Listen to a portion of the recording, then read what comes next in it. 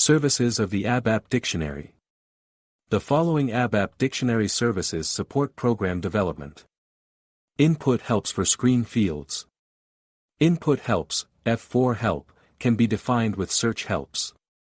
Field help for screen fields.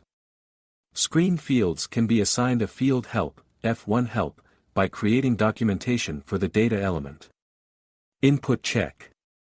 An input check ensures that the values entered are consistent and can be easily defined for screen fields using foreign keys. Set and release locks. The ABAP Dictionary provides support when you set and release locks. To set and release locks, you must create lock objects in the ABAP Dictionary. The function modules for setting and releasing locks are automatically generated from these lock objects. These can then be linked into the application program. Data buffering. Performance when accessing database data can be improved for database objects, tables, views, and so on, with data buffering. Logging. Logging allows you to record changes to the table entries automatically.